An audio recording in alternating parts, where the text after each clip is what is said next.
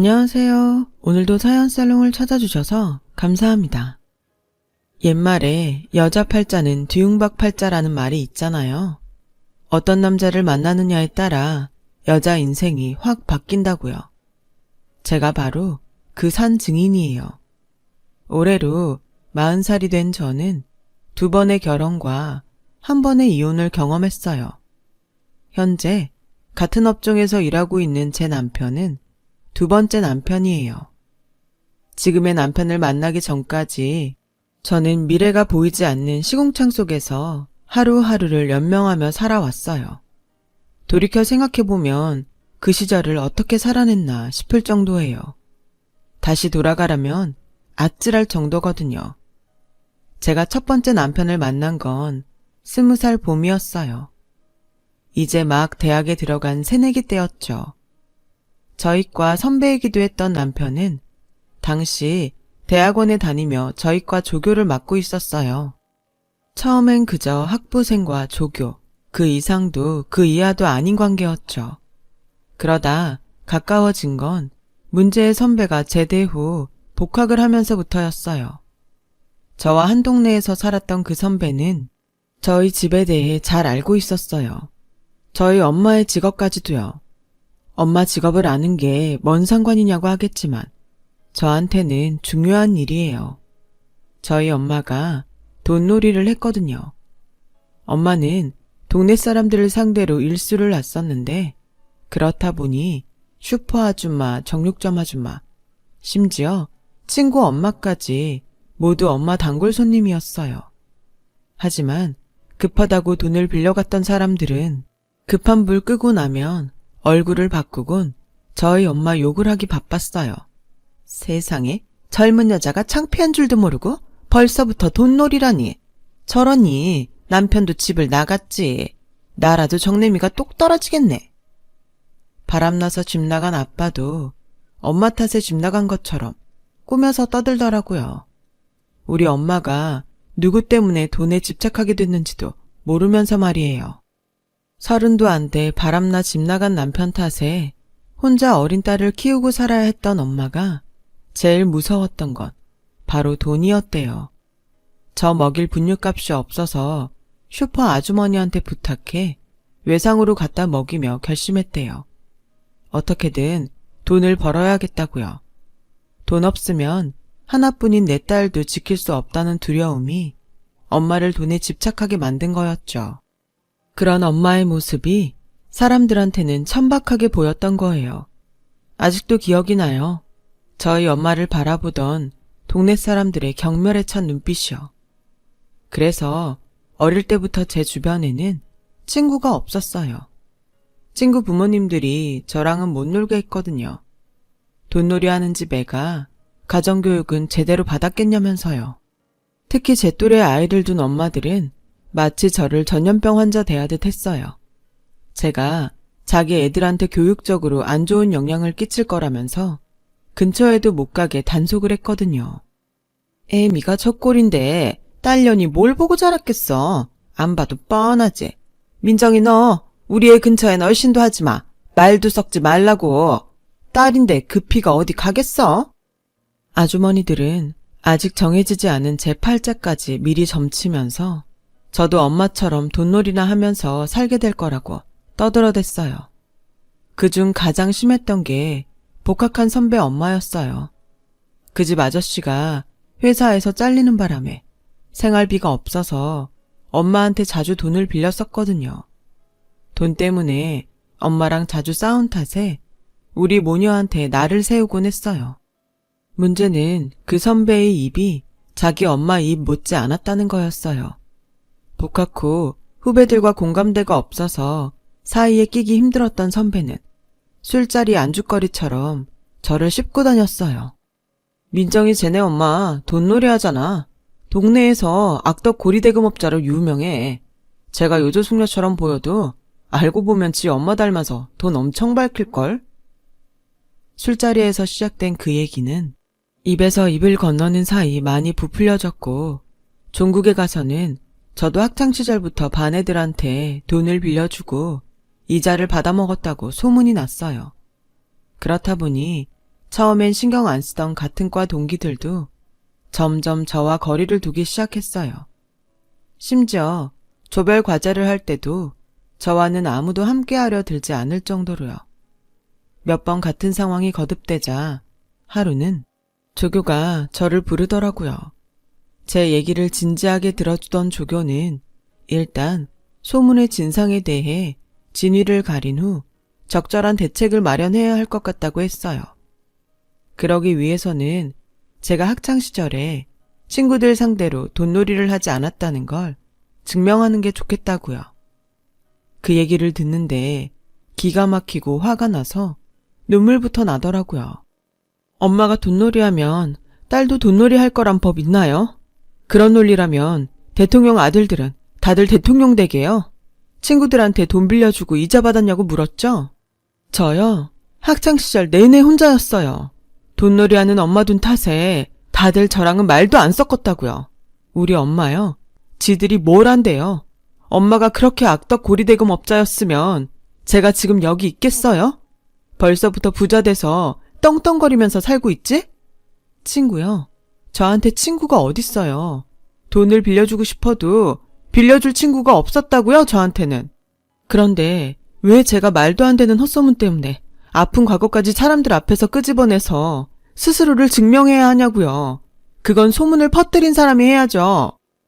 울먹이며 항변하는 저를 보던 조교는 본인이 생각해도 제 처지가 딱했는지 본인이 범인 색출에 발벗고 나섰어요. 그리고 얼마 뒤 문제의 그 선배가 최초 유포자로 밝혀지고 말았어요. 결국 선배가 공개 사과를 하면서 사건은 일단락됐지만 그렇다고 해서 제가 받은 상처가 가신 건 아니에요. 같은 과 동기들도 겉으론 아닌 척 했지만 내심 절 의심하는 눈치였고요. 결국 저는 보이지 않는 편견과 싸우며 대학 4년을 보내야 했어요. 그때 유일하게 손을 내밀어준 이가 바로 조교인 제 첫 번째 남편이에요. 처음엔 그저 과 동기들한테 따돌림을 당하는 제가 안쓰러워 챙겨주나 보다 했는데 2학기 말쯤 그러더라고요. 처음부터 제게 마음이 있었다고요. 저 역시 어디에 마음 둘 곳 없던 차에 제게 마음 써주는 조교가 고마웠고 힘든 일이 있을 때마다 의지도 돼서 조교한테 마음이 있던 참이었어요. 그래서 조교의 고백을 받아들였죠. 서로의 마음을 확인한 우리는 점점 가까워졌고 떨어져 지내는 시간마저 아쉽기만 했어요. 그래서 이른 결혼을 결심하게 되었죠. 하지만 양가 어른들의 반대가 만만치 않아서 고민이었어요. 시댁에서는 대학원생인 아들이 결혼을 하겠다고 하자 펄쩍 뛰시더라고요. 결혼식을 치러줄 준비도 안 됐거니와 아들한테 기대가 컸던 터라 내심 있는 집 딸을 만나 처가 덕 좀 보고 살았으면 하셨던 거죠. 너도 들어서 알겠지만 내 아들은 교수까지 할 놈이다. 그러기 위해서는 처가 도움이 반드시 필요하다. 니네 집에서 그걸 할 수 있겠니? 시어머니께서는 노골적으로 저희 집에 남편의 뒷바라지를 바라셨어요. 하지만 엄마의 일을 창피해하면서 그 돈을 받아 남편 뒷바라지를 할 수는 없었어요. 그래서 안 되겠다고 했더니 아무리 어려서 뭘 모른다지만 너도 세상 돌아가는 것쯤은 봐서 알 거 아니냐? 교수 남편은 아무나 없니? 막말로 내 아들이 교수 되면 넌 교수 사모님 되는 건데 그 정도도 못해? 그럴 거면 이 결혼 꿈도 꾸지 마라. 빈말이라도 여력은 안 되지만 최선을 다해서 내줘야겠다고는 못할 망정. 그건 안 되겠어요, 어머님. 나 원참 기가 막혀서 말도 안 나오네. 시부모님은 당신들 손으로 아들을 교수까지 만들 자신이 없으니 처가의 도움으로 교수를 만들고 싶었던 거죠. 그러니 저처럼 별것 없는 집안 여자가 어디 눈에 차겠어요? 게다가 저희 엄마가 돈놀이 한다는 걸 알면 기함을 토할 게 뻔했어요. 그래서 남편과 저는 그 부분에 대해선 시댁에 알리지 않기로 했어요. 한편 저희 엄마는 엄마대로 이 결혼을 받아들일 마음이 없었어요. 이거사, 너라도 이 엄마처럼 고생하며 살지 말라고 대학 공부까지 시켰더니 뭐 잘난 놈이라고 저런 걸 데려와. 여잔 자고로 남자 그늘에서 몸 편히 사랑받으며 살면 그만인 거야. 모르긴 해도 너 저놈이랑 결혼하면 평생 네가 벌어먹여야 할 거다. 엄마 말 듣고 이 결혼 포기해. 양가 부모님이 반대를 하면 할수록 이상하게 우리는 더 서로를 놓을 수 없다는 생각이 강해졌어요. 그래서 양가 부모님 반대에도 불구하고 몰래 혼인신고를 해버렸죠. 생각해보면 그게 불행의 씨앗이었어요. 당장 함께 지낼 방 한 칸도 없으면서 덜컥 결혼부터 해버린 우리는 남편이 살던 원룸에서 신혼생활을 시작했어요.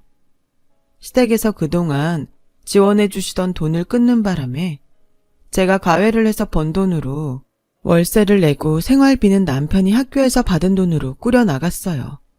빠듯한 살림에 라면 한 봉지 사는 것도 손이 떨릴 정도였죠. 그런데 어떻게 알았는지 엄마가 제 통장으로 돈을 붙여주셨더라고요. 그래서 돈 잘 받았다고 전화를 했는데 이거사, 기죽지 말고 살아. 애미가 돈놀이를 하지. 네가 돈놀이 하니? 네가 창피할 게 뭐가 있어. 대학까지 나온 년이 어깨 좀 펴. 애 낳고 살다 보면 네 시집에서도 별 수 있니? 막말로 자기 아들이 교수가 된 것도 아니고 아직 돈벌이도 못하는 학생 신분인데 때 되면 조금은 나아지겠지. 그러니까 너무 걱정 마. 내가 드나들면 이서방도 불편할 테니 왕래는 안 하마. 대신 돈 떨어지면 언제든 엄마한테 전화해. 알았지? 밥 잘 챙겨 먹어 이거사. 엄마는 역시 엄마더라고요. 떨어져 있어도 딸 사정을 누구보다 잘 알고 있었으니까요. 그 후로도 엄마는 제가 졸업학기가 될 때까지 제 통장으로 등록금과 생활비를 보내주셨어요. 결혼까지 한 마당에 엄마한테 손을 벌리면 안 되는 거였지만 목구멍이 포도청이라 염치 없게도 그 돈을 받아 쓸 수밖에 없었죠.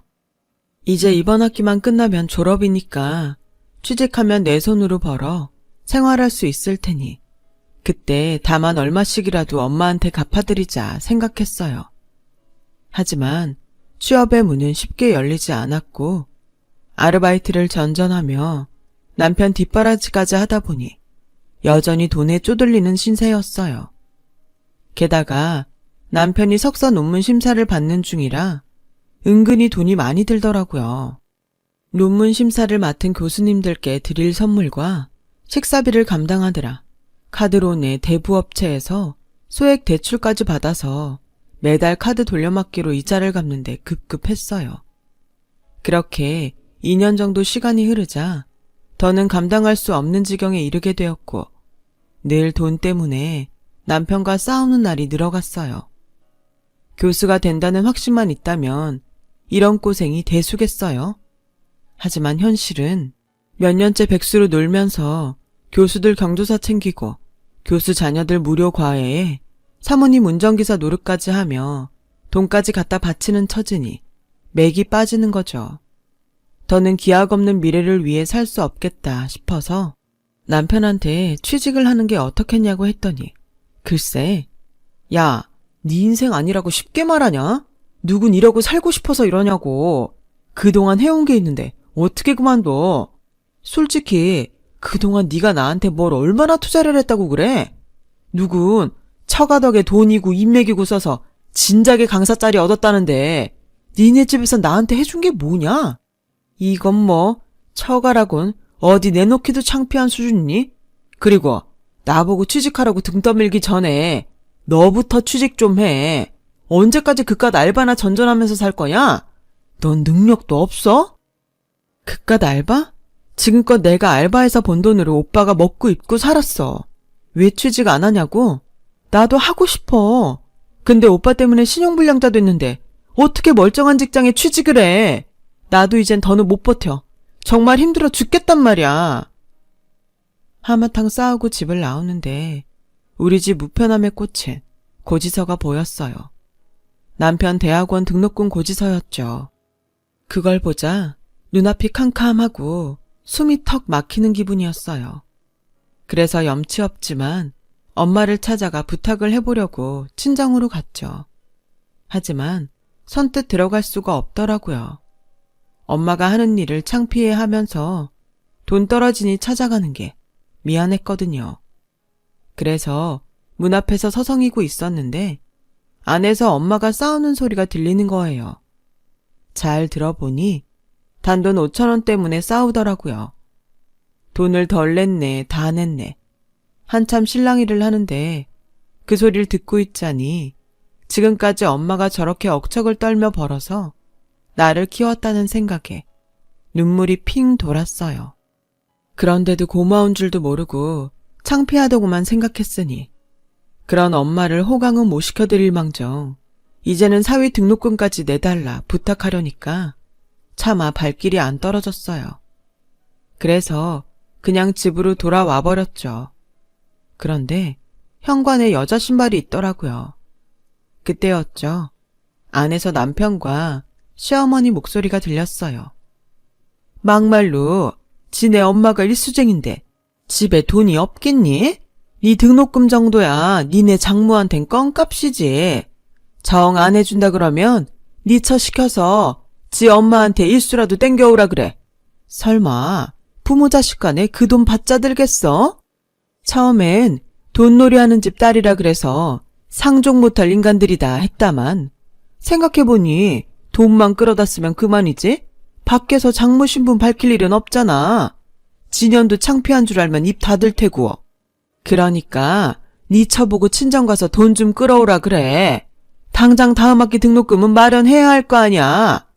차명 깎일까 걱정되는 거라면 네 교수 되고 이혼하면 그만 아니니? 우리 손 더럽힐 거 없이 단물 빼먹고 버리면 그만이야. 아휴, 돈만 아니면 그딴 것들이랑 상종할 일도 없는데. 엄마, 꿈도 꾸지 말아요. 걔 절대 친정에서 돈 안 가져와요. 지네 엄마 때문에라도 그런 쪽이라면 질색을 안 하는데. 질색은 무슨? 지값게 질색할 게 뭐 있어? 지가 그 애미 피받고 자랐는데. 이미 학교에도 소문 다 퍼졌다며. 걔도 학창시절에 지 친구들 상대로 돈놀이 했던 것도 소문 다 났고. 그런 주제에 혼자 깨끗한 척은?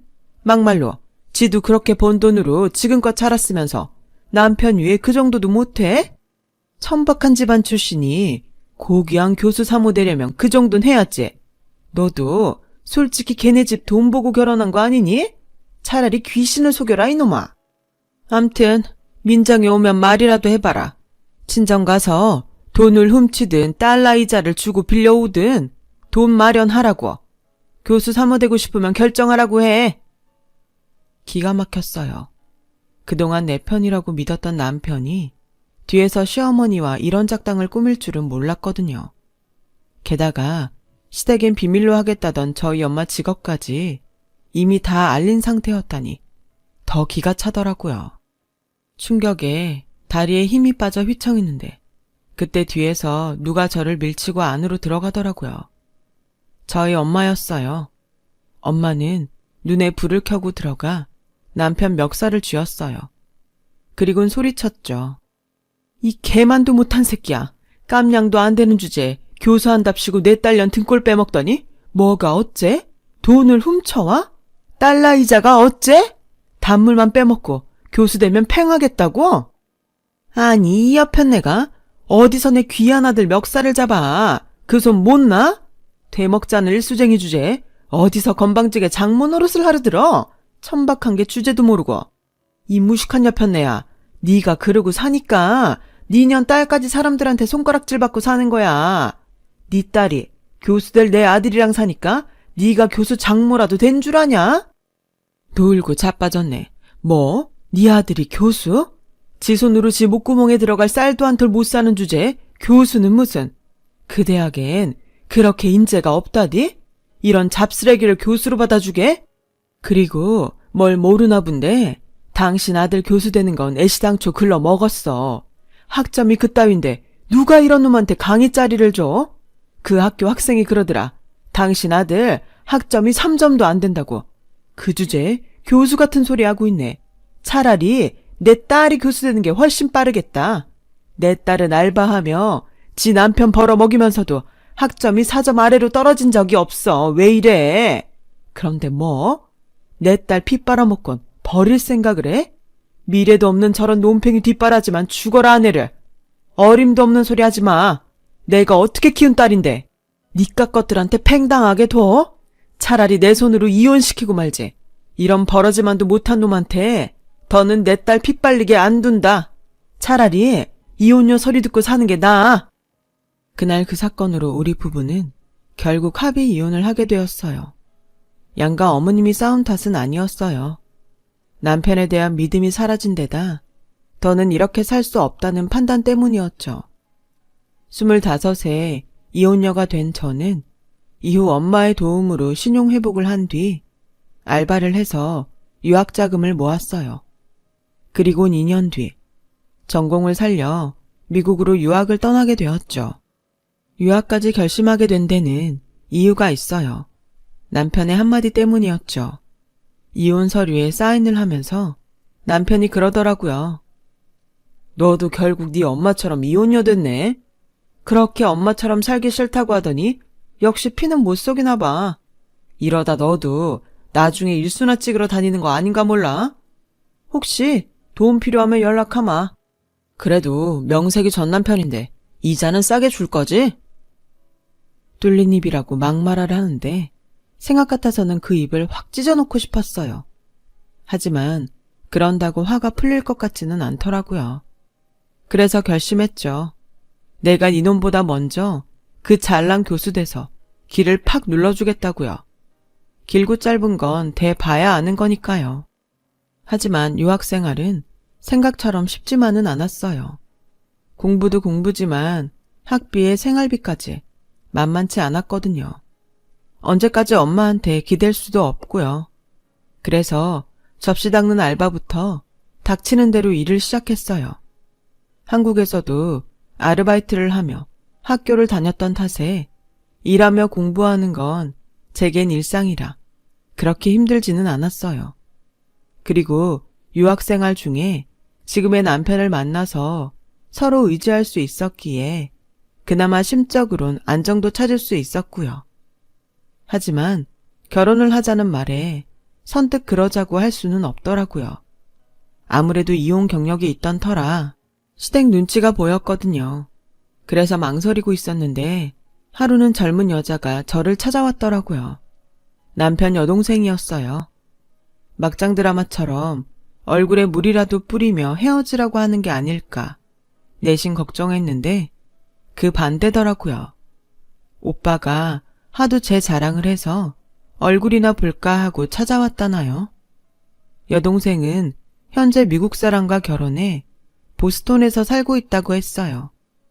한국에 계신 부모님을 자주 찾아뵙지 못해서 늘 죄송하다고 그러더군요. 1시간 정도 얘기를 나누다 일어났는데 대뜸 제게 그러는 거예요. 언니, 우리 오빠 놓치지 마세요. 재미는 없지만 한결같은 사람이에요. 참, 저도 이혼 경험 있어요. 그게 뭐 어때요?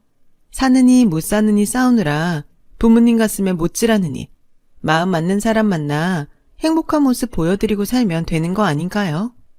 그러니 걱정 말고 우리 오빠 잡아요. 저처럼 마음고생하다 이혼한 딸을 보고 가슴앓이를 한 탓에 시부모님도 제가 이혼녀란 걸 문제 삼지 않았어요. 저희 엄마는 쌍수를 들고 환영이었죠. 2번째 결혼을 한 저는 미국에서 신접살림을 차렸어요. 그렇게 8년간의 유학생활을 마치고 한국행 비행기에 오르게 되었죠. 남편은 1년 전에 대학에 강의 자리가 나서 먼저 한국에 들어가 있었어요. 공항에 마중 나온 엄마를 보니 눈물이 나더라고요. 그동안 손가락질 받으며 번 돈으로 제 뒷바라지를 했던 엄마가 그 사이 많이 늙으셨거든요. 엄마는 제가 재혼을 하던 무렵 일을 접고 전통 찻집을 운영 중이신데 말은 안 하지만 시댁에 책 잡힐까봐 전업을 하신 것 같았어요. 하는 일이 바뀌어서 그런가 분위기도 많이 변하셨더라고요. 그런데 엄마는 유학 마치고 온 딸이 당장 교수가 되는 줄 아시더라고요. 이제부터가 시작인데 말이죠. 엄마를 생각해서라도 어떻게든 대학 강단에 서기 위해 한국에 오자마자 은사님을 찾아뵙고 대학에 강사 모집 공고가 뜰 때마다 지원을 했어요. 다행히 서울에 있는 대학과 경기권 대학에 자리가 생겨서 시간 강사로 강단에 서게 됐죠. 그러자 엄마는 마치 제가 교수라도 된 것처럼 저를 부를 때마다 윤 교수라고 하셨죠. 특히 사람들이 많은 곳에서는 유독 큰 소리로요. 그럴 때마다 창피해서 얼굴이 화끈거렸지만 오죽하면 그러실까 싶어서 아무 말 못했네요. 강사 생활은 그다지 힘들지 않았지만 강의료가 생각보다 적어서 두세 곳을 동시에 뛰어다녀야만 생활이 가능했어요. 남편과 둘 다 강의를 나가고 있어서 생활은 됐지만 전임이 아니라서 학기가 바뀔 때마다 불안하긴 했어요. 그래도 취업도 힘든 상황에 그나마 일할 자리가 있다는 것에 만족하며 죽어라 버티며 살았죠. 그렇게 4년쯤 지났을까요? 남편이 드디어 전임을 맡게 되어서 한시름 놓게 되었지 뭐예요. 남편은 이제 고생 끝났다며 제가 마음 졸이지 말라고 말해주더군요. 그리고는 비싼 와인을 한 병 건네며 제가 전임되는 날 마시자고 했어요. 힘들 때마다 그 와인을 보며 버틴 지 6년. 남편한테 연락이 왔더라고요. 자기네 학교에 전임 공고가 떴으니 빨리 서류 준비해서 접수하라고요. 그래서 서류를 준비해 남편 학교로 달려갔어요. 우편으로 보내도 되지만 간 김에 남편이랑 같이 점심을 먹을 생각이었거든요. 그런데 남편 방에 손님이 와 있더라고요. 조교가 그러는데 남편 후배 소개로 온 사람이라는데 강의 자리를 부탁하러 온 것 같다고 했어요. 그런데 목소리가 낯익지 뭐예요? 바로 전 남편 목소리였죠. 그래서 실례인 줄 알면서도 벌컥 문을 열고 안으로 들어갔어요. 맞더라고요. 선물 꾸러미를 들고 온 걸 보니 여전히 실력으로 강사 공모에 응시할 생각을 않고 뒤로 돈 써가며 강의 자리를 부탁하는 것 같더라고요. 그것도 전임도 아닌 시간 강사 자리를요. 전 남편은 저를 보자 네가 여기는 웬일이냐? 라는 표정으로 쳐다봤어요. 그러자 남편이 소개를 했죠. 아까 말했던 제 와이프입니다. 아, 그쪽이랑은 같은 대학 출신인데 인사들 나누세요. 그 말에 전 남편은 황망한 표정으로 저를 보더군요. 망했다 싶었겠죠. 그래서 이때다 하고 한 방 먹였어요. 아직도 강사 자리 구걸하러 다녀? 그럴 시간 있으면 실력이나 키우지 그래. 3점도 안 되는 학점으로 어디 강단에 서겠다고 이러는지 모르겠네. 그쪽이 그랬지? 돈 따라주면 일수 빌리러 오겠다고. 근데 어쩌지? 내가 강의하느라 돈놀이 할 시간이 없네. 누구처럼 백수가 아니라서. 난 또 이쯤이면 정 교수는 돼 있을 줄 알았더니 여전히 시간 강사 자리나 구걸하고 다닐 줄이야. 그러면서 그쪽 어머니는 내 앞에서 그렇게 아들 가진 유세를 떨었던 거야? 기가 막혀서 정신 좀 차려라 이 인간아. 그 나이 처먹도록 실력도 안 돼서 돈 싸발라 자리를 구하려더니 그럴 시간 있으면 차라리 막노동판에 나가서 일이나 해. 방구석에 앉아서 엄한 사람들 등골 빼먹지 말고. 너 같은 걸 남편이라고. 5년이나 등골 빼먹히고 산 내 인생이 불쌍하다. 재활용도 안 되는 쓰레기 같은 놈. 여보, 얘기 끝났으면 나가죠. 괜히 실력도 안 되는 사람한테 강의 청탁받을 거 뭐 있어요? 괜히 중간에서 입장만 곤란해지지. 너 한 번만 더 내 남편 찾아와서 이딴 청탁만 해봐. 가만 안 둘 줄 알아. 10년이 되고 100년이 돼도 너 같은 똥멍청이한텐 강의 자리 못 주니까. 언감생심 주제를 알아야지. 그러자 전 남편이 제 바지가랑이를 붙잡고는 애원했어요. 민정아, 아니 사모님, 그러지 마시고 저 좀 도와주세요. 한 번만 도와주시면 제가 그 은혜는 꼭 갚겠습니다. 제발 부탁드려요. 은혜 같은 소리 하고 있네. 네가 뒤통수는 안 치면 다행이지. 그렇게 은혜 갖고 싶으면 나한테 뜯어먹은 돈이나 먼저 갚아. 구질구질한 새끼 같으니라고. 저는 전 남편을 뒤로 하고 남편과 함께 교수실을 나왔어요. 가슴속에 꽁꽁 싸매고 있던 응어리가 한순간에 풀어지는 기분이었어요. 제 얘기를 통해 그 사람이 제 전 남편인 걸 눈치챈 남편은 피식 웃더라고요. 하지만 더 이상 묻지는 않았어요. 그리고 얼마 전 우리 부부는 그동안 간직하고 있던 와인을 꺼냈어요. 제가 전임이 되었거든요. 비록 남들보다 늦긴 했지만 그래도 이제야 비로소 마음을 나눌 짝을 만나 제2의 인생을 살게 돼서 얼마나 기쁜지 몰라요. 이제는 전임도 됐으니 엄마한테도 마음 놓고 윤 교수라고 불러달라고 해야겠어요. 인생 이제부터 또 시작이니 열심히 살아보겠습니다. 저도 했는걸요. 열심히 살아가다 보면 가슴에 품은 꿈 이루실 거예요. 힘내자고요. 지금까지 제 사연을 들어주셔서 감사드려요. 여러분, 사연 댓글에 응원과 현명한 조언 부탁드려요. 좋아요와 구독은 저에게 큰 힘이 됩니다. 오늘도 좋은 일 가득하세요.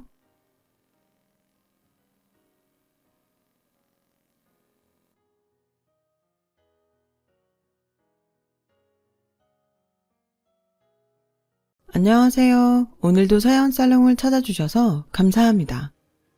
7살 아들과 함께 사는 싱글맘이에요. 사람은 추억으로 산다고 하잖아요. 저 역시 그런 마음으로 살고 있어요. 5년 전 사별한 남편을 아직 못 잊고 있거든요. 이렇게 빨리 떠날 줄 알았다면 조금 더 많은 추억을 쌓아두는 건데 그러지 못한 게 너무 아쉬워요. 자라면서 제 아빠를 닮아가는 아들을 볼 때마다 더욱 남편이 그립네요. 자신을 닮은 아들과 목욕탕도 가고 캐치볼도 하고 아이 재롱도 받더라면 얼마나 좋았을까요? 그런 생각을 하면 할수록 하늘이 원망스럽기만 합니다.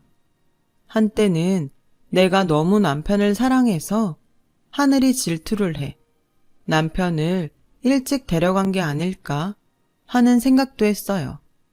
제게는 세상에 기댈 사람이라곤 남편뿐이었거든요. 저는 남들 다 있는 친정도 없고 형제 하나 없는 천의 고아예요. 그런 제게 남편은 남편이자 부모고 형제고 유일한 가족이었어요. 그래서 더 애틋하고 잊기 힘든 것 같아요. 제가 남편과 만난 건 10년 전쯤이었어요. 당시 저는 아빠와 단 둘이 살고 있었는데 아빠가 교통사고로 크게 다치시는 바람에 병원에 입원해 계셨거든요. 사고 당일 응급수술을 받으셨지만 의식이 돌아오지 않은 상태였어요. 수술을 해주신 의사 선생님은 아무래도 마음의 준비를 하는 게 좋겠다고 하시더군요. 5살 때 엄마가 돌아가신 후로 아빠와 단 둘이 살았던 저로서는 하늘이 무너지는 것 같았어요. 주위에 친척도 없던 터라 어떻게 해야 할지 몰라서 넋놓고 아빠의 병상만 지킬 뿐이었죠. 그런 제가 안쓰러웠는지 그 병원 간호사였던 남편은 제게 말도 걸어주고 보험 처리며 그 밖에 사소한 일 처리까지 옆에서 많이 도와주었어요. 하지만 그런 도움에도 불구하고 아빠는 병원에 실려온 지 열흘 만에 세상을 떠나고 말았죠. 혼자 덩그러니 아빠 영정사진 앞에 앉아있을 때도 제 곁을 지켜준 건 남편뿐이었어요. 장례식장을 찾은 아빠 친구분들과 회사 동료들이 남편을 제 남자친구로 착각할 정도였죠. 아빠가 돌아가시고 한동안 저는 거의 폐인처럼 지냈어요. 세상에 혼자 덩그러니 버려진 것 같아서 무섭고 겁이 나더라고요.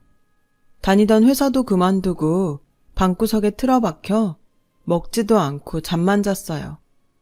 혹시라도 꿈에 아빠가 나오지 않을까 기대를 하면서요. 하지만 야속하게도 아빠는 단 한 번도 제 꿈에 나오지 않더군요. 그렇게 저는 하루하루 마른 잎처럼 시들어가고 있었죠. 그러던 어느 날이었어요. 모르는 번호로 전화가 왔더라고요. 받아보니 남편이었어요.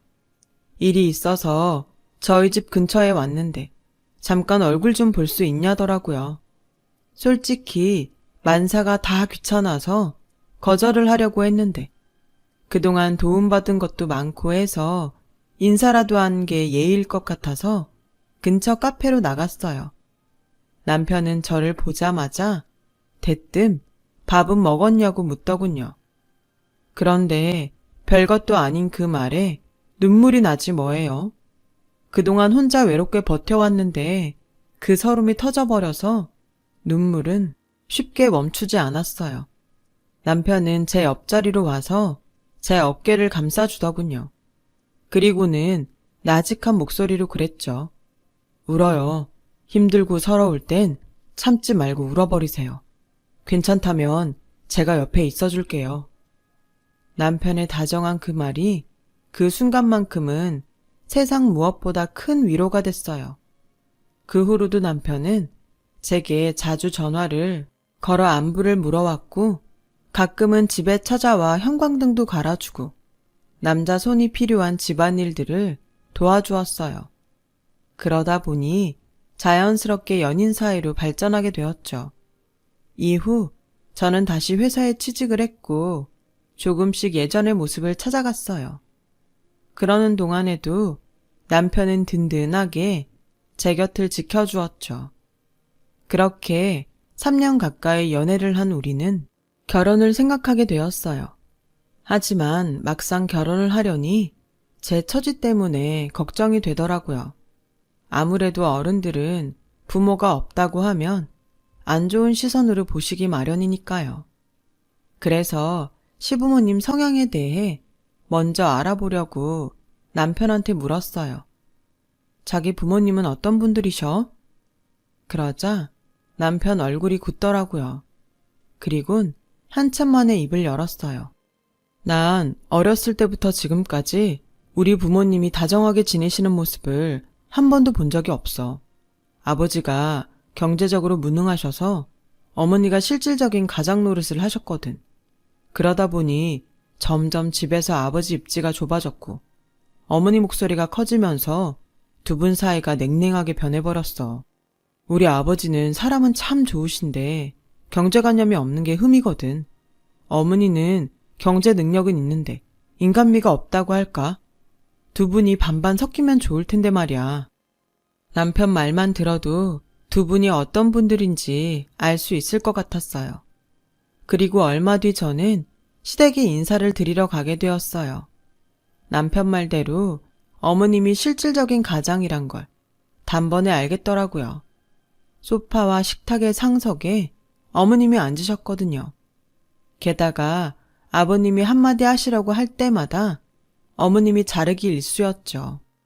그리곤 당신이 질문을 쏟아내셨어요. 그래, 부모님 모두 돌아가셨다고? 그럼 생활은 무슨 돈으로 하고 사나? 집은 자가인가 전세인가? 혼수는 제대로 해올 수 있겠어? 물론 결혼을 앞두고 당연히 궁금한 부분일 테지만 웃음기 없는 표정으로 죄인 추궁하듯 하시는 어머님 태도에 저는 주눅이 들어서 말이 쉽게 나오지 않더라고요. 그 모습을 보신 아버님은 일부러 화제를 돌려보려고 하셨지만 그럴 때마다 어머님이 아버님께 윽박을 지르셨어요. 며느리가 될 제 앞에서 말이죠. 아버님은 제 앞에서 아내한테 면박을 당하시면서도 꾹 참으시더군요. 당신보다는 어려운 자리에 앉아있는 저를 위해 스스로 총알바지가 되시라는 것 같아서 죄송하면서도 감사했어요. 가시방석 같은 첫인사를 마치고 돌아오는 내내 저는 한 걱정을 했어요. 남편은 어머님 말씀을 너무 가슴에 담아두지 말라고 위로를 해주었지만 어디 며느리 입장이 그런가요? 앞으로도 시어머니로 모셔야 할 뿐인데 그런 분 말씀을 흘릴 수는 없는 거죠. 결혼식을 올리는 날까지도 어머님은 저를 몇 번이나 울리셨어요. 사사건건 큰 며느리랑 비교를 하면서요.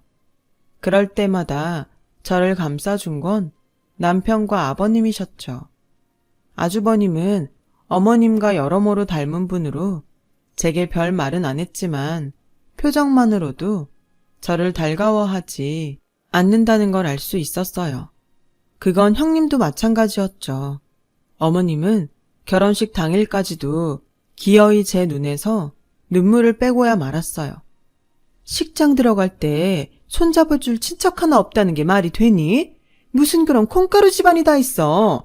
내가 이런 애를 며느리로 들여야 하니? 처음부터 왕래하는 일가 친척이 없다고 말씀드렸는데도 끝까지 이러시니 정말 서운하더라고요. 남편과 손을 잡고 동시에 입장을 하는데 저 앞에서 저를 보시며 한숨을 푹푹 쉬는 시어머님 얼굴이 보이더군요. 마치 버진로드가 호랑이 입으로 가는 길처럼 보여서 한 발 한 발을 떼는데 그렇게 힘겨울 수가 없었어요. 눈물의 결혼식을 마친 우리 부부는 태국 끄라비로 신혼여행을 떠났어요.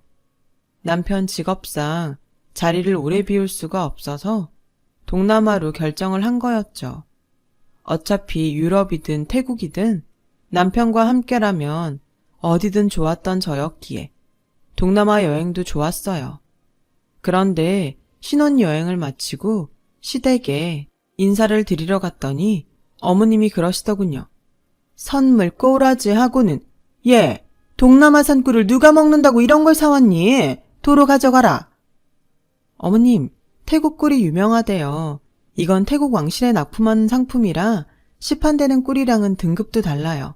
한번 드셔보시고 입에 안 맞으시면. 그때였어요. 어머님이 제 말을 뚝 끊으시면서 손 위 형님한테 그러더군요. 얘, 큰애야. 지난번에 너희 친정에서 보내준 꿀이 어디 거였더라? 왜 수제꿀이라고 하지 않았니? 가격도 아주 비싸다고 그랬지? 아, 그거요? 프랑스 지방에서 나온 꿀이에요. 워낙 귀한 꿀이라 저희 엄마도 어렵게 구한 건데 어머님 입맛에 맞으셨어요? 어머님과 형님은 작정하고 제 기를 죽일 작정으로 만담을 하듯 딱딱 입을 맞추더군요. 그 모습을 보다 못한 아버님은 제가 사온 꿀병을 들어보시곤 색깔도 좋고 맑은 게 분명 좋은 제품인 것 같다고 해주셨죠. 그러시면서 오느라 힘들었을 텐데 밥만 먹고 바로 가라고 하시더라고요. 그랬더니 어머님이 버럭 화를 내시며 제 음식 솜씨도 볼 겸 며칠 자고 가라 할 참인데 왜 멋대로 그런 소리를 하냐고 한 소리를 하셨어요. 그 일로 아버님과 어머님은 부부싸움을 하셨고 보다 못한 남편은 제 손을 끌고 시댁을 나왔어요. 돌아오자마자 이런 꼴을 보여서 미안해. 근데 앞으로도 자주 보게 될 거야. 그러니까 자기는 두 분 사이에 끼지 말고 눈치 봐서 잘 빠져나와. 그게 상책이야. 그 말을 하는 남편의 얼굴을 보니 왠지 가엾게 보이더라고요. 어떻게 된 게 양쪽 부모가 다 있는 남편이 천의 고아인 저보다도 더 외롭고 안 돼 보여서 기분이 묘하더라고요. 신혼여행 이후 한동안은 시어머님을 뵐 일이 없었어요. 반면 시아버님은 주말에 종종 저희 집을 찾곤 하셨죠. 세 사람이 근처 하천으로 산책도 가고 집에서 고기를 구워 먹기도 했어요. 사람은 부대끼면서 정이 든다고 아버님과는 금세 정이 들어버렸죠. 명절 때나 시부모님 생신 때 시댁을 찾아가는 걸 빼고는 거의 왕래를 안 하고 지냈어요. 가봐야 어머님한테 좋은 소리는 못 듣고 오니까 점점 발길을 끊게 되더라고요. 그러다가 결혼하고 그 다음 해 저는 임신을 하게 되었어요. 친정 부모가 없는 저에게 아버님은 친정 아빠처럼 이것저것 챙겨주셨죠.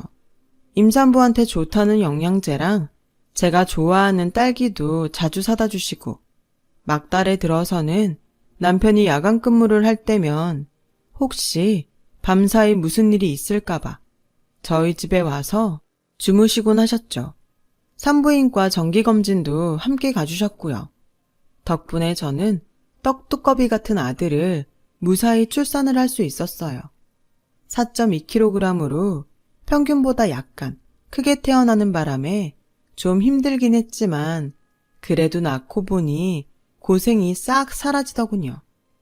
아버님은 매일 병원에 찾아오셔서 저와 아이의 건강을 살피셨어요. 시어머니는 출산 다음 날 잠깐 들리셔서 애 얼굴만 보고 가셨고요. 출산 휴가를 냈던 저는 3개월 뒤 회사에 복귀해야 했는데 도저히 어린 아들을 떼어두고 갈 수가 없어서 결국 회사에 사직서를 내게 되었어요. 갑자기 수입이 반으로 줄어들자 아버님은 저희 집에 들리실 때마다 쌈짓돈을 제 손에 쥐어주고 가셨죠. 아가, 먹고 싶은 거 사 먹어라. 많지는 않지만 내 용돈은 애비가 줄 테니 돈 아끼지 말고 사 먹어. 나중에 안 사실이지만 아버님은 제게 용돈을 주시기 위해 전단지 아르바이트부터 실버 택배일까지 하셨더라고요. 그 사실을 알고는 아버님이 주시는 용돈을 쓸 수가 없었어요. 그러는 사이 시간을 흘러 우리 아들은 2번째 돌을 맞게 되었어요. 전날 나이트 근무를 한 남편은 퇴근길에 케이크를 사오겠다고 했죠. 그래서 아버님과 함께 아이 생일상을 차리고 있었는데 모르는 번호로 전화가 온 거예요. 네? 저희 남편이 교통사고를 당했다고요? 케이크를 사들고 횡단보도를 건너던 남편이 뺑소니 차량에 치여 많이 다쳤다고 하더군요. 놀라서 정신을 못 차리는 저를 대신해 아버님이 전화를 받으셨어요. 아이를 안고 아버님과 함께 병원으로 찾아갔는데 저희가 도착하기 몇 분 전에 남편이 숨을 거뒀다고 하더군요. 그 말을 듣자마자 다리에 힘이 풀려 자리에 주저앉고 말았어요. 불과 2시간 전까지만 해도 이제 퇴근한다던 남편이 싸늘한 주검으로 돌아오자 눈앞이 캄캄하고 아무런 생각이 안 들더라고요. 피투성이가 된 남편을 보고 아들은 울음을 터뜨렸고 저는 남편 손가락에 걸려있는 결혼반지를 보며 하염없이 눈물만 흘렸어요. 그렇게 결혼 3년 만에 저는 남편을 잃고 싱글맘이 되었어요. 장례식장에 앉아 남편의 영정사진 앞에서 넋을 놓고 있는데 시어머님이 달려오셨더라고요. 그리곤 저를 밀치더니 남편의 영정을 끌어안고는 대성통곡을 하셨어요. 한참을 짐승처럼 울부짖던 시어머니는 이게 전부 제 탓이라며 욕을 퍼붓기 시작하셨죠. 이년아, 네가 내 아들 잡아먹은 거다. 지 부모 잡아먹은 것도 모자라 생떼 같은 내 새끼까지 잡아먹은 거라고. 저 물귀신 같은 년 당장 끌어내. 급기야 어머님은 제 머리채까지 휘어잡으시며 저를 장례식장 밖으로 내쫓으셨어요. 남편을 잃은 것도 서러운 판에 시어머니한테 머리채까지 잡혀 장례식장에서 쫓겨나자 더는 이 집 사람들과 엮이고 싶지 않더라고요. 그래서 그날 이후 시댁과는 발을 끊고 연락도 피하고 살았죠. 그렇게 3년이 지난 어느 날이었어요. 아들이 다니는 어린이집 선생님이 제 일터로 전화를 하셨더라고요. 재민이 할아버님이 오셨는데 어머님이 좀 와보셔야겠어요. 전화를 끊은 저는 일터에 조퇴를 하고는 그 길로 어린이집으로 달려갔어요. 가보니 몰골이 엉망인 아버님이 저를 보시곤 반갑게 웃으시더군요. 딱 봐도 한동안 거리에서 생활하신 것처럼 얼굴이며 옷이며 엉망이었어요. 아버님, 몰골이 그게 뭐예요? 무슨 일 있으셨어요? 애미야, 나 너희 집에서 살면 안 되겠냐? 내가 갈 곳이 없구나. 비록 남편과 사별한 뒤 시댁과는 연을 끊고 살았지만 그래도 아버님과는 정이 많이 들었던 터라 매정하게 아버님 부탁을 뿌리칠 수가 없었어요. 그렇다고 남편도 없는 마당에 아버님을 모시고 사는 것도 좀 그랬죠. 그래서 일단은 집으로 모시고 가서 샤워도 시키고 점심을 차려드렸어요. 아버님은 며칠 굶은 사람처럼 허겁지겁 밥그릇을 비우시더군요. 그 모습을 보니 마음이 무거웠어요. 아버님, 도대체 무슨 일이에요? 혹시 집에 무슨 일 있는 거 아니죠? 그러자 아버님이 그러시더군요. 내가 이 나이에 이혼을 당했지 뭐냐. 한동안 시골 당숙집에서 지내다가 거기도 눈치가 보여서 나왔는데 지갑까지 소매치기를 당하는 바람에 길에서 생활을 하다가 염치 없게도 여기까지 오게 됐구나. 너 볼 면목이 없다. 그래서 말인데 아가, 나 좀 받아주면 안 되겠니? 제발 부탁이다. 빠듯한 살림에 시아버님까지 모시고 살아야 하는 상황이 솔직히 버겁긴 했어요. 하지만 오죽하면 상처한 며느리 집에 찾아오셨을까 생각하니 더 생각하고 자시고 할 게 없더라고요. 그래서 그날부터 아버님을 모시고 살게 되었어요. 처음엔 제가 아버님을 부양한다고 생각했는데 함께 살아보니 아버님이 우리 모자의 보호자 노릇을 톡톡히 하시더라고요. 오전엔 실버 택배 일을 하시고 오후에는 손주를 봐주시는 덕분에 저는 안정된 직장에 취직을 할 수 있어서 월급도 훨씬 더 많이 받을 수 있었어요. 그렇다 보니 생활도 점점 안정이 돼갔고 전보다 여유로운 생활을 할 수 있었죠. 그뿐만이 아니에요. 그동안 저를 따라서 여탕에 다니던 아들은 할아버지를 따라 난생 처음 남탕에 가보게 되었고 할아버지와 함께 축구랑 야구 놀이도 할 수 있었죠. 그동안 비어있던 아빠의 자리를 아버님이 많이 채워주셨어요. 덕분에 아들은 표정이 훨씬 밝아졌고요. 남들이 뭐라고 하든 우리 세 사람은 그렇게 서로의 자리를 채워가며 한 가족이 되어갔어요.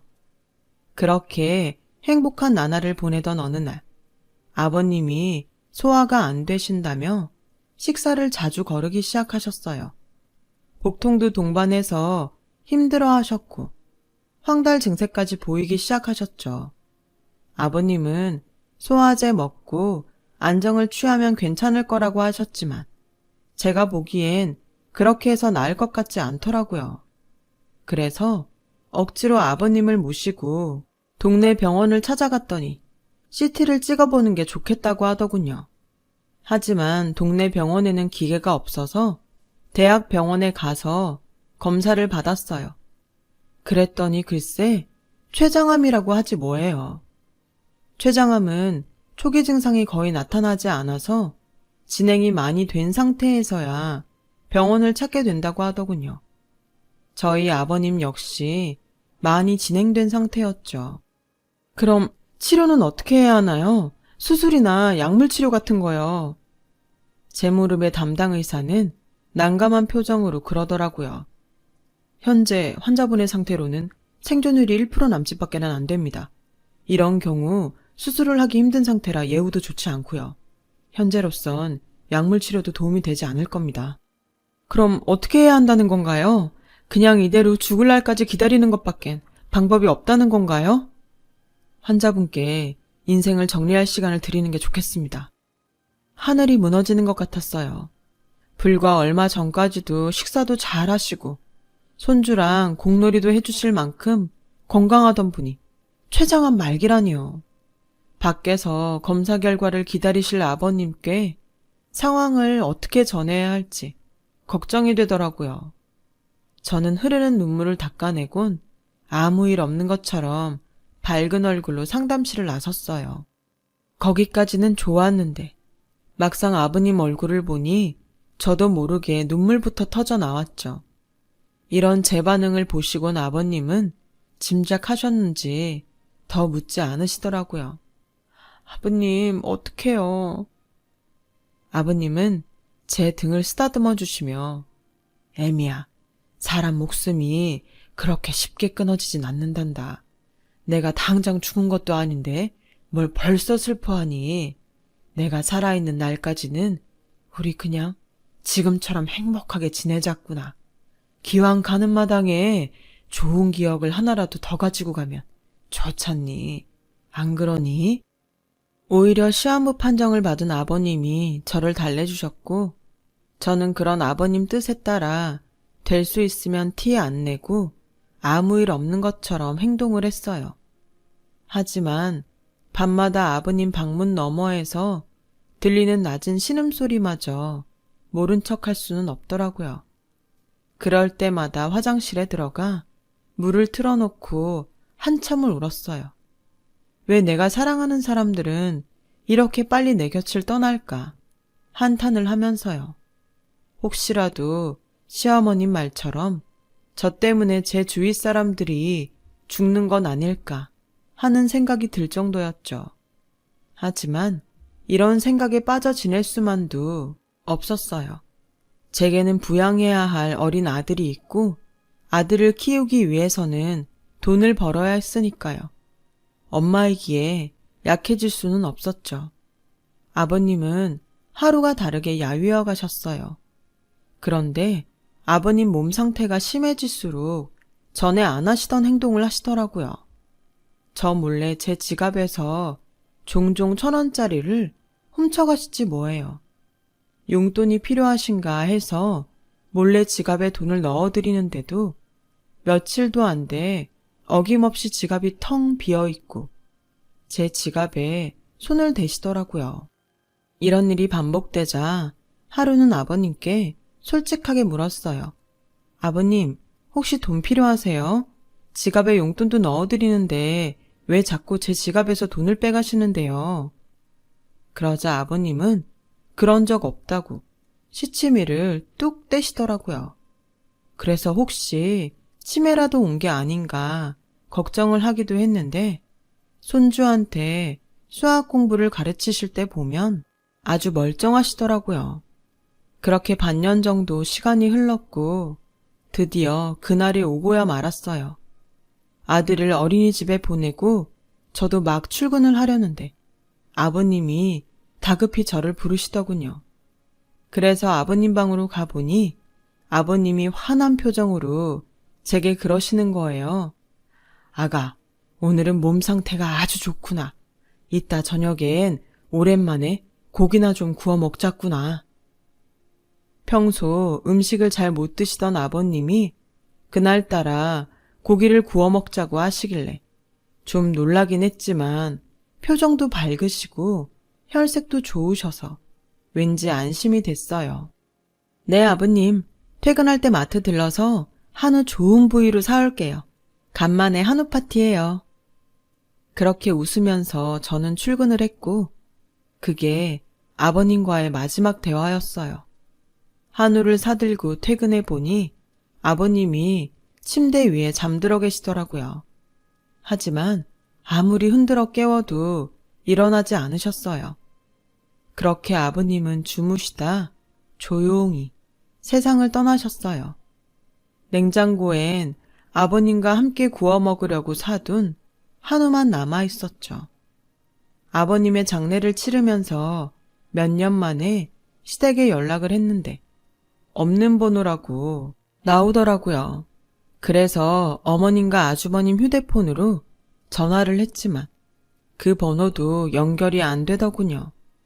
마지막으로 형님 휴대폰으로 전화를 했더니 형님이 대뜸 그러더군요. 나 이제 그 사람이랑 남남이야. 아주 그 집 식구들이라면 치가 떨려. 동서도 어지간하면 그 집이랑 연락 끊고 살아. 괜히 연락했다가 발목 잡히지 말고. 이게 내가 동서한테 해줄 수 있는 마지막 충고야. 알았어? 얘기를 들어보니 아주버님이 코인에 빠져서 회사 공금까지 횡령했다가 집안이 풍비박산 났다고 하더라고요. 처음엔 수익이 나서 시어머니까지 끌어들여 올인을 했는데 갑자기 폭락을 하는 바람에 하루 사이에 길바닥에 나앉게 되었다고요. 현재 어머님과 아주버님은 연락도 안 되는 상황이었죠. 하는 수 없이 저는 화장을 해서 남편이 있는 납골당에 아버님을 모셨어요. 제가 사랑했던 두 남자가 벽을 사이로 나란히 잠들게 되었죠. 아버님을 그렇게 보내고 얼마 뒤 아버님이 쓰시던 물건들을 정리하려고 아버님 방에 들어갔는데 서랍장 안에 하얀 편지 봉투가 들어있더라고요. 봉투 안에는 편지와 함께 로또 복권이 2장 들어있었어요. 그 편지를 읽고 나서야 저는 근래에 아버님이 뭘 하시느라 그렇게 돈을 쓰셨는지 알 수 있었어요. 아가, 내가 너한테 못할 짓을 하고 가는 것 같아서 미안하구나. 남편 먼저 보내고 이제야 기운 차린 너한테 내 뒤처리까지 맡기게 됐으니 말이다. 평생 무능한 남편으로 애비로 살았다. 죽는 마당에 너한테 남겨줄 보험금도 없구나. 미안하다. 복권이라도 당첨될까 해서 늙은이가 노망을 부려봤는데 헛수고더라. 그래도 마지막으로 수중에 있는 돈 털어 몇 장 남긴다. 혹시 모르잖니? 아무래도 한우는 못 먹고 갈 것 같구나. 재민이 데리고 꿋꿋하게 살아다오. 아버님이 남긴 복권 2장을 안고 한참을 울었어요.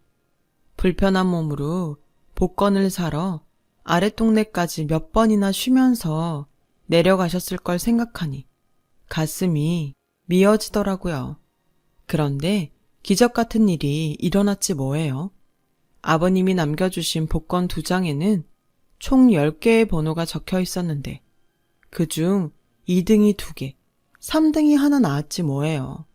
실수령 총액이 무려 1억 3천만 원이 넘더라고요.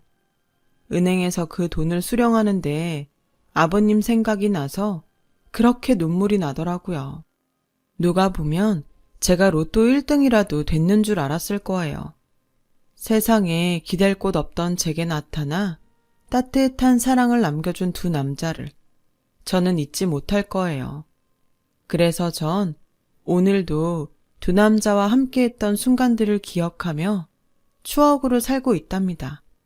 언젠가 우리 모두 함께 만날 그날을 기약하면서요. 지금까지 제 사연을 들어주셔서 감사합니다. 건강 잘 챙기시고 행복한 마음 가득 찬 하루하루 보내시길 바랍니다. 여러분, 사연 댓글에 응원과 현명한 조언 부탁드려요. 좋아요와 구독은 저에게 큰 힘이 됩니다. 오늘도 좋은 일 가득하세요.